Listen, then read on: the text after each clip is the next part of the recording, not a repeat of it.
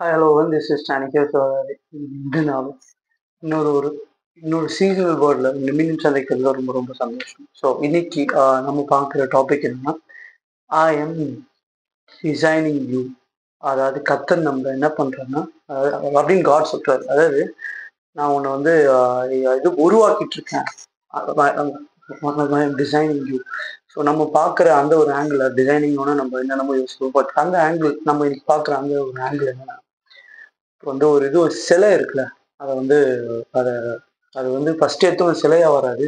For example ஒரு சில சிலைகள் பார்ப்போம், எடுத்தோன்னே சிலையாக வராது. அதுக்கு பின்னாடி ஒரு ப்ராசஸ் இருக்கும். அது ஃபர்ஸ்ட் ஒரு கல் ஃபார்ம் இருக்கும். அதை வந்து ஒரு ஆர்டிஸ்ட், அவங்க பேர் ஸ்கல்ப்டரா அது ஸ்கல்ப்டிங்கா, அந்த மாதிரி ஏதோ ஒன்று architect something like that. So அவங்க என்ன பண்ணுறாங்கன்னா, அந்த பர்சன் என்ன பண்ணுறாங்கன்னா, அதை வந்து ஒரு குட்டி சுத்தி மாதிரி வச்சு ஃபஸ்ட்டு கல்லை வந்து ஒரு இது ரா மெட்டீரியல் மாதிரி கிடைக்கும். அந்த கல்லை எடுத்து அதில் வந்து அவங்க இந்த ப்ராசஸ் பண்ணாங்க. எல்லா சைடும் தட்டி தட்டி தட்டி தட்டி தட்டி தட்டி ஸ்லோவாக ப்ராசஸ் பண்ணி அதுக்கப்புறம் அது ஒரு அழகான சிலையாக மாறுது. So what God is saying is, இந்த சீசனில் நான் உங்களை இன்னும் சிலையாக மாற்றிட்டு இருக்கிறேன். அதாவது என்ன சொல்கிறேன், சிலையாக மாற்றிட்டு இருக்கேன் means I am designing you. So அந்த ப்ராசஸ் நடக்கும்போது சம்டைம்ஸ் நம்ம எப்படி இருக்குன்னா, நம்ம கொஞ்சம் எப்படி ஃபீல் ஆகும்னா, எல்லா சைட்லேருந்தும் ஒன்று பிரச்சனை. இந்த சைடு இந்த பக்கம் திரும்பினா பிரச்சனை, இந்த பக்கம் திரும்பினா எல்லா சைட்ல மேலே இருந்து கீழ் every angle I'm facing so much of trouble. எனக்கு என்ன பண்ணுறதுன்னு தெரியல அப்படின்ற நிலைமையில நீங்கள் ஒரு வேளை இந்த வார்த்தையை கேட்டுட்டு இருக்கலாம். If you are in this situation, God wants to remind you that He is at designing. He is saying that I am designing you. நான் உன்னை வந்து உருவாக்கிட்டு இருக்கிறேன் அப்படின்ட்டு. ஸோ மொத்தம் ரெண்டு ரீசன் இருக்கலாம். ஒன்று வந்து நம்மளோட மிஸ்டேக்ஸ்னால நம்ம ஒரு சில ப்ராப்ளம்ஸ் வந்து ஃபேஸ் பண்ணிட்டு இருக்கலாம், அல்லது கர்த்தரால் டிவைனாக கொடுக்கப்பட்டு. ஸோ நம்ம மிஸ்டேக்ஸையும் நம்ம ஒரு பக்கம் பார்த்து, நம்ம எதாவது மிஸ்டேக் பண்ணுறோமோ அதனால ப்ராப்ளம் பார்த்தா அதை ஒரு பக்கம் மாற்றிக்கணும். ஒரு பக்கம் டிவைனாக இருக்கிறதுக்கு அதுக்கு கர்த்தரை கிருபை கேட்டு அவர் கர்த்தருக்காக காத்திருக்கணும் until the process is over. ஏன்னா அந்த ப்ராசஸ் முடிஞ்சிச்சுன்னா அது ஒரு அழகான ஒரு பார்வையான ஒரு இடத்துல கொண்டு போய் வைக்கப்படும்.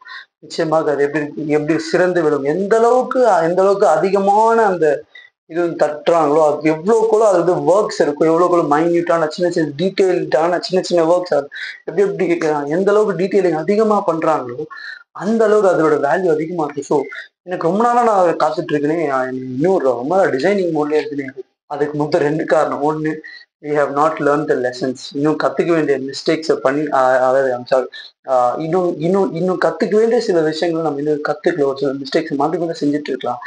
அல்லது God is taking his time so that he can increase your value more. உங்களோட வேல்யூ, உங்க ஒர்த்தை is increasing. So if you are under the process, எல்லா சைடும் எனக்கு சுற்றி இருக்கேன்னு சொல்லி அதை வந்து ஒரு ப்ராப்ளமாக பார்க்காம கர்த்தருடைய டிசைனிங்காக பார்த்து அந்த ப்ராசஸ்குள்ளே போய் கர்த்தருக்கு காத்திருந்து, கர்த்தருடைய நேரம் வரைக்கும் காத்திருந்து அவர் கொண்டு போய் ஒரு என்ன ஃபினிஷ்டு ப்ராடக்டாக அவர் கொண்டு போய் வைக்கும் மாதிரி அவருக்கு காத்திருந்து அவருடைய கருத்திற்குள் வந்து அடங்கி இருக்கிற கிருபை கர்த்தர் ஏற்ற காலத்தில் வந்து உயர்த்தும்படிக்கு அவருடைய பலத்த கருத்திற்குள் அடங்கியிருன்னு சொல்லியிருக்கு. ஸோ அந்த அந்த கர்த்தருடைய கருத்துக்குள் அடங்கி இருக்கிற கிருபையை நிச்சயமாக தருவார். ஒருவேளை அந்த சிலை எனக்கு ரொம்ப கஷ்டமா இருக்கு, எனக்கு இவ்வளோ அடி வருது, நான் வந்து விட்டு போறேன் அப்படின்னு ஒருவேளை அந்த சிலை அந்த பர்சனுடைய கையில் பாதியில போச்சுன்னா அது ஒரு அது வந்து அன்பினிஷ்டா இருக்கும்.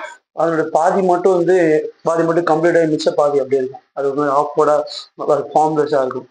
பட் அது ஃபுல்லா காத்திருந்தா அதுக்கான ஒர்க் நிச்சயமா பார்க்கும்.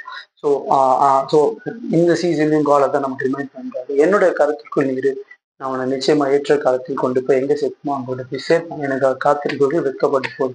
கர்த்தர் ஒரு விஷயத்தை செஞ்சாருன்னா அது நிச்சயமாக எப்படி இருக்கும், பியூட்டிஃபுல்லா இருக்கும், ரொம்ப ரொம்ப ரொம்ப அழகா மட்டும்தான் இருக்கும். அதனுடைய ஒர்க் ரொம்ப ரொம்ப நல்லாவும் இருக்கும்.